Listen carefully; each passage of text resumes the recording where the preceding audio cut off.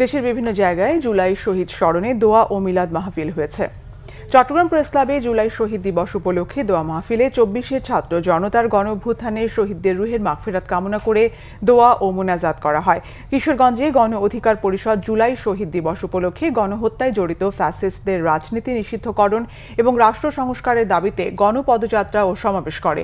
ময়মনসিংহে বাংলাদেশ কৃষি বিশ্ববিদ্যালয়ে জুলাই আন্দোলনের ভিডিও প্রদর্শন, শোক র্যালি, আলোচনা ও শহীদ পরিবারের সদস্যদের সম্মাননা দিয়েছে। শিল্পাচার্য জয়নুল আবেদিন মিলনায়তনে জাতীয় দিবস উদযাপন কমিটি আয়োজিত অনুষ্ঠানে প্রধান অতিথি ছিলেন বিশ্ববিদ্যালয়ের উপাচার্য প্রফেসর ডক্টর এ.কে. ফজলুল হক ভূঁইয়া। দিবসটি উপলক্ষে কুড়িগ্রামে আলোচনা সভা হয়েছে জেলা প্রশাসকের সম্মেলন কক্ষে। জেলা প্রশাসক নুসরাত সুলতানা এতে সভাপতিত্বে আলোচনা শেষে শহীদদের রুহের মাগফিরাত কামনা করা হয়।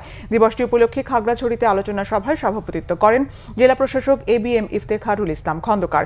নড়াইলে জেলা প্রশাসনের আয়োজনে আলোচনা সভা শেষে শহীদ আবু সাইদ সহ বৈষম্য বিরোধী আন্দোলনে নিহতদের আত্মার মাগফিরাত এবং আহতদের সুস্থতা কামনায় দোয়া মাহফিল হয়। এদিকে মধ্যরাতে জুলাই ২০২৪ গণ অভ্যুত্থানের স্মৃতিতে জাহাঙ্গীরনগর বিশ্ববিদ্যালয়ে কাল রাত্রি উদযাপন হয়েছে। পরে শেখ হাসিনার বিচার চেয়ে বিক্ষোভ মিছিল করেন শিক্ষক শিক্ষার্থীরা।